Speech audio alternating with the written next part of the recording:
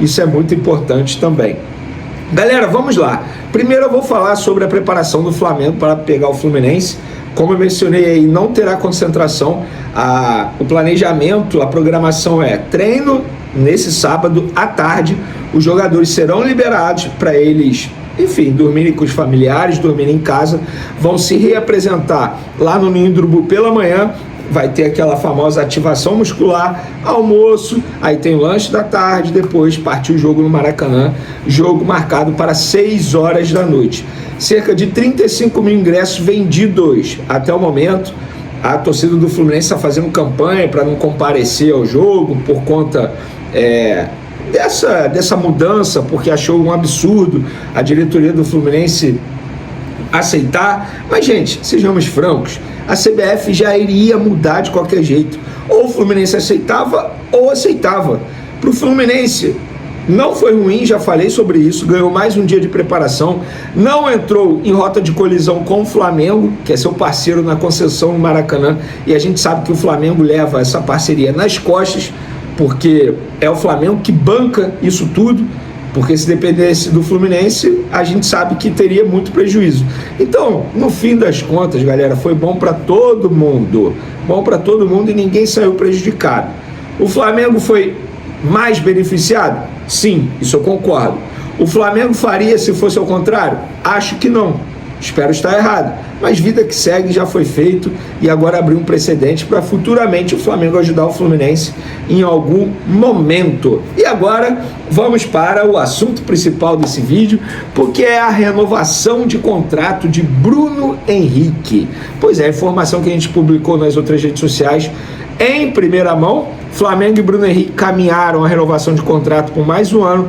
Entre as partes há um acordo verbal e em breve vão assinar um novo vínculo válido até dezembro de 2027. O empresário do Bruno Henrique, Denis Ricardo, vem ao Rio de Janeiro nessa semana. Nos próximos dias vai se reunir novamente com a diretoria do Flamengo para assinar o vínculo, o novo vínculo de Bruno Henrique. Gente, o Bruno Henrique, ele é, para mim, ídolo. Pra mim, assim, vou ser muito sincero, tá? Se você me perguntar assim, a geração 2019 é a geração do Arrascaeta, mas o Bruno Henrique tá ali em segundo. Eu boto o Bruno Henrique em segundo por vários motivos, e é questão de gosto, é questão de algo individual / pessoal, cada um tem o seu gosto. Mas, gente, o Bruno Henrique tá no Flamengo desde 2019, honrando e muito a camisa do Flamengo. O Bruno Henrique é muito ídolo, muito mesmo. O que ele representa, ele senta à mesa com o Zico sem sombra de dúvidas. E ele, aos 35 anos, ele consegue performar em altíssimo nível. Verê, você disse recentemente que esperaria o fim do ano para acertar a renovação. Gente, assim, eu esperaria, mas não sou nada contra, pelo contrário, sou totalmente a favor de renovar por mais um ano, e eu falei isso aqui. Acertou agora por mais um ano de contrato? Não acho um absurdo. Verê, ele vai ter redução salarial, ele vai ter aumento salarial? Confesso que eu não sei, nem questionei, tá? Não trabalho na Receita Federal para ficar perguntando detalhes do contrato do cara. O que me passaram foi: Verê, pode soltar aí que nós vamos renovar por mais um ano, porque está tudo acertado, só falta agora a canetada que vai acontecer quando o empresário do Denis Ricardo, que é de Belo Horizonte, quando o empresário do Bruno Henrique, Denis Ricardo, que é de Belo Horizonte, ele mora em Belo Horizonte, vem ao Rio de Janeiro, e aí eles vão assinar esse contrato. O Bruno Henrique, gente, assim, é assustador a quantidade de título que ele tem com a camisa do Flamengo. Vou ser muito sincero, no futebol brasileiro, eu lamento muito Fábio não ir para a seleção brasileira e o Bruno Henrique não ter pego mais convocações para a seleção brasileira. No futebol brasileiro, para mim, esses dois casos, em um passado recente, me chamam muito atenção, e eu lamento demais. Lamento demais não terem mais oportunidades com a camisa da seleção brasileira. Porque, cara, assim, os números do Bruno Henrique pelo Flamengo falam por si só. Ele, quando ele teve a passagem pelo futebol alemão, chamou atenção, inclusive num jogo contra o Real Madrid, deu muito trabalho ao Real Madrid, um jogador que sempre se destacou por onde passou, com a camisa do Santos também. E eu tenho a opinião de que Bruno Henrique é o melhor custo-benefício da história do Flamengo. O Bruno Henrique custou ao Flamengo em 2019 apenas 23 milhões de reais, pagos em 3 vezes. Além disso, Na negociação envolvendo o Bruno Henrique, teve um empréstimo do Flamengo ao Santos, do Jean Lucas. Vocês vão se lembrar disso. O Jean Lucas se valorizou com a camisa do Santos e o Flamengo ainda conseguiu fazer uma baita venda do Jean Lucas na ocasião. E o Flamengo continuou ganhando com o Jean Lucas graças ao Bruno Henrique, porque ele foi envolvido na operação. E o que o Bruno Henrique entregou dentro de campo e entrega dentro de campo até hoje, gente, é o melhor custo-benefício da história. Da história.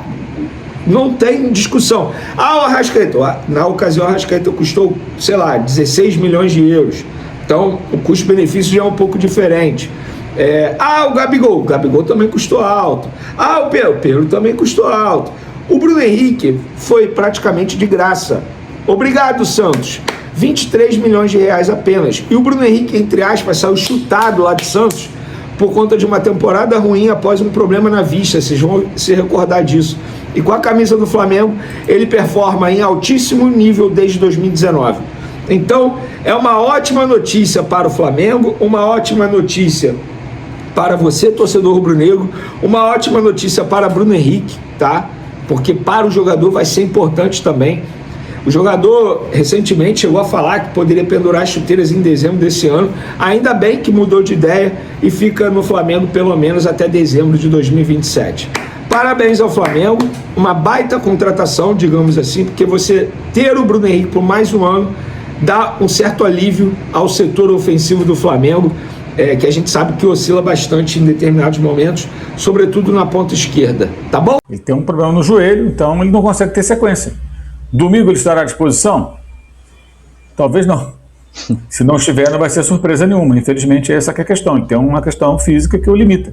Ótimo jogador, tem características diferentes de outros homens que atuam naquela faixa de campo do Flamengo. Ele é um cara que arrisca mais um passe vertical, né? É um cara que toca muito para o lado, ele arrisca o tempo todo, ou quase isso. Ele fez um bom jogo, mas ele fazer um bom jogo não é nada demais. A questão é ele conseguir ter sequência. Mas não tinha opção. Teve que ir para o jogo. Não tem Saúl, não tem Eric Pulga, não tem Jorginho. O Alan foi embora, está no Corinthians, né? Só tinha o Everton Araújo e ele e os garotos da base. O Luiz Felipe estava no banco, mas ia entrar no jogo desse. Tanto que ele colocou o Léo Ortiz no final, como volante, né? Para evitar também.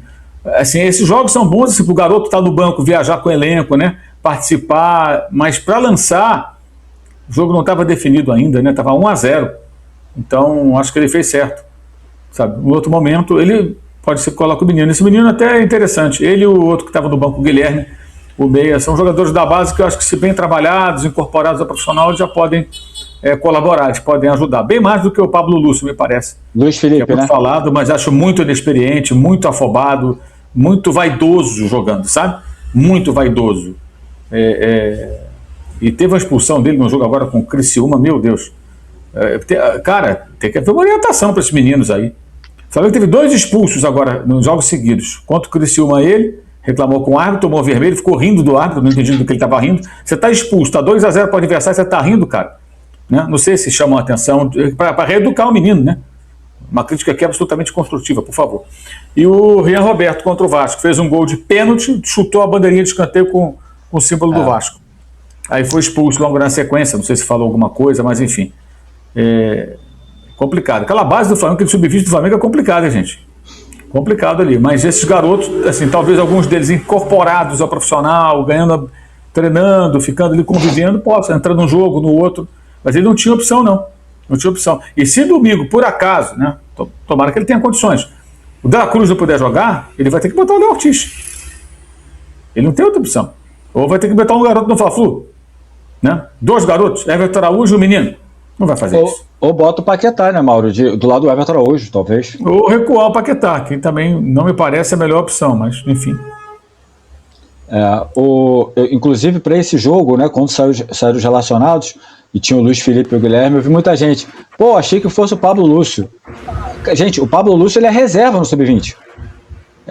Então, enfim, não teria nexo. O reserva aí, né? Tem que ir quem está jogando. E o Pablo Lúcio, é o que o Mauro falou, sobra em parte técnica, mas, cara, vontade, cabeça, parece que está deslumbrado, né? E nem chegou no profissional ainda. Ô, Léo, e aí, Léo, o que você achou da partida do Dela Cruz? Eu sou um cara, eu já falei uma coisa aqui, é meio polêmica, eu não sei se o Mauro vai me dar uma espinafrada também, não, se ele discordar de mim, porque eu lembro da bancada quando eu falei isso, as pessoas me chamaram, o chat então enlouqueceu, que eu falei, tipo assim, se tivesse todo mundo bem fisicamente, a minha dupla de volantes ideal seria um passador e um mais condutor. Eu acho que casa melhor. Para mim seria Jorginho ou Pulgar, e aí, por exemplo, Dela Cruz ou Saúl, etc. Seria a minha ideia. Tá maluco? Você vai tirar o Pulgar? Eu fui xingado de tudo quanto era nome. Mas eu gosto. Eu acho que se o Dela Cruz tivesse 100%, eu acho que ele combina mais com fazendo dupla com o Pulgar, como ele fez antes da Copa do Mundo de Clubes, né, antes do Jorginho chegar, e depois com o Jorginho com o Saúl, por exemplo, também.